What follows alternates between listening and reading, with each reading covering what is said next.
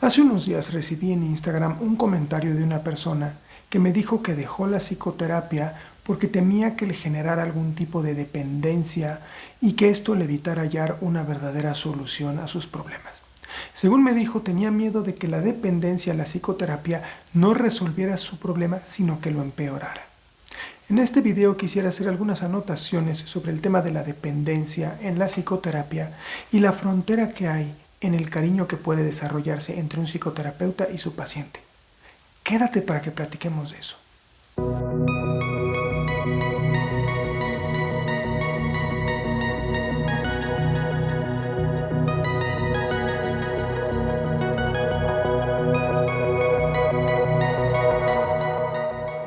Buenos días, soy Enrique Sánchez, psicoterapeuta y psicoanalista.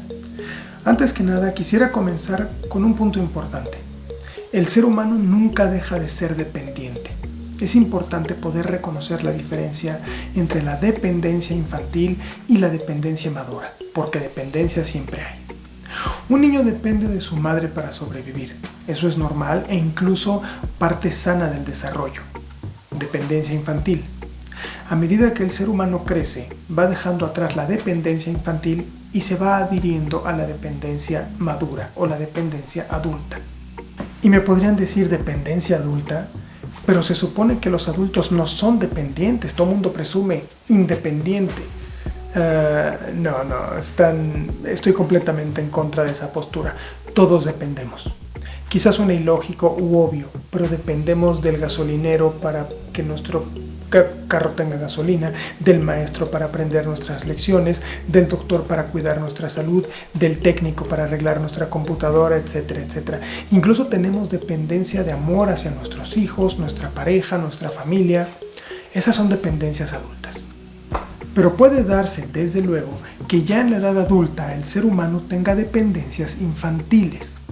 Mujeres de 50 años que aún limitan su llegada a casa por el permiso o reacción furiosa de sus padres, hombres de 35 que siguen necesitando que su mamá les consiga citas con el doctor, etcétera, etcétera. En realidad, la dependencia adulta no es otra cosa que el desplazamiento de la dependencia infantil. Ya nuestra madre no nos hace de comer, pero lo hace nuestra esposa. Ya nuestra madre no nos escucha y arropa, sino que lo hace nuestro esposo. Es exactamente lo mismo, pero en otras personas. Y eso hace toda la diferencia del mundo. Una mujer de 35 años que depende económicamente de su esposo es normal. Tiene una dependencia socialmente aceptable. Una mujer de la misma edad que depende económicamente de su padre ya es socialmente mirada con extrañeza. Y ojo, estoy usando ejemplos que se adecuan a cómo funciona la sociedad mexicana. No estoy diciendo que una mujer tenga que depender de su esposo. Cambien el caso de un esposo que depende de su esposa y es lo mismo. No quiero caer en ese tipo de lecturas porque no es a lo que voy. La dependencia infantil es una castración de la libertad, sí, pero es una castración de la libertad que depende en qué edad puede ser sana o no. El niño de 6 años no decide si acompañar a su papá o no a la tienda. Tiene que acompañar a su papá o no a la tienda. Pero ya que una persona adulta tenga dependencia infantil, esta castración de la libertad se vuelve muchísimo más grave. Por poner un ejemplo, yo tuve una paciente que a los 45 no trabajaba, no tenía ingresos, no tenía carrera porque no había estudiado nada. Dependía de sus padres. Y entonces no se trataba de que ella pudiera decidir o no ir al mercado con su padre o no. Tenía que ir si su papá o su mamá se lo pedían. ¿Por qué? Porque no le quedaba de otra. Y entonces viene la culpa de no le puedo hablar feo a la persona de la que dependo, no puedo ser grosero con la persona de la que dependo. Y luego también vienen las negociaciones. Si no me tratas bien, si no haces lo que yo te digo, entonces no te deposito cuando te tengo que depositar, etcétera, etcétera. Las cosas se empiezan a poner tensas y horribles. ¿Por qué? Porque una persona que ya no debería tener dependencia infantil, la tiene. Y eso cambia y modifica a profundidad la relación sana entre dos personas. Se empieza a llenar de ira, se empieza a llenar de rencor, se empieza a llenar de culpa, se empieza a llenar de control. y de deseo de libertad que no se puede alcanzar. En cambio, una dependencia adulta tiene más que ver con la libertad de ambos, en donde hay una negociación en donde ambos ganan. Por ejemplo, los médicos dependen económicamente de sus pacientes, pero los pacientes dependen del médico en cuanto a su salud y su higiene. Los dos ganan. Tú me curas, yo te pago. Yo te curo, yo cobro. Ganar, ganar. Entonces, pues sí es importante establecer de inicio que la dependencia no es negativa por sí misma. Sin embargo, el comentario que recibí tiene mucho sentido. Si me vuelvo dependiente de la terapia, no la voy a dejar nunca. Esto no puede ser positivo. Y antes de responder a este problema, me gustaría mucho pedirte que te suscribas al canal y le oprimas la campana para que te avisen cada vez que subo un nuevo video. Videos cada miércoles. Entonces, pueden ustedes pensar, híjole, si dependo mucho de mi psicoterapeuta, es peor porque ahora voy a depender de la psicoterapia también y no la voy a poder dejar. Pero a ver, en la psicoterapia se unen dos elementos, confianza y dependencia. Así lo dicen Sidlow y Beristain en su libro El valor de la psicoterapia. Sí, se tiene que depender del terapeuta para dejar de depender. Suena contradictorio, pero me voy a ayudar con una analogía. La analogía es muy exagerada, pero es muy didáctica, ¿vale? Dije que de la terapia se depende para dejar de depender. Imagínense que tienen piedras en el riñón. Toman medicinas, van al médico, toman más medicinas. Al final hay que operar para sacar esas piedras del riñón. No hay mayor dependencia que el estar anestesiado, permitiendo que una persona te abra con un bisturí. Aquel que se deja anestesiar en un quirófano debe tener, sin duda alguna, mucha confianza y mucha dependencia. Pero esta dependencia, esta enterísima dependencia, ¿a qué lleva? Pues a que le saquen las piedras del riñón y por ende pueda dejar los medicamentos, los dolores, la incomodidad, etc. Confianza entera y dependencia para dejar de depender. La persona que ya no tiene piedras en el riñón ya no va al doctor cada semana y ya no se la pasa tomando medicinas. ¿Se depende en psicoterapia? ¿Se depende del psicoterapeuta? Desde luego que sí. Es necesario que el paciente se entregue a la dependencia psicoterapéutica para que se pueda llegar a una mejora. Salirse de un tratamiento porque se entra en dependencia es como pararse en el quirófano y salir corriendo por no depender del médico durante la operación. Suena muy tonto, ¿no? El psicoterapeuta está operando los afectos del paciente. Irse por no depender causará en el tratamiento la misma eficacia que la del paciente que abandona el quirófano. Ninguna. Ninguno de los dos pacientes, ni el de psicoterapia ni el de las piedras en el riñón, dejará la dependencia con la que llegó y mucho menos perderá los dolores y las molestias de su problema.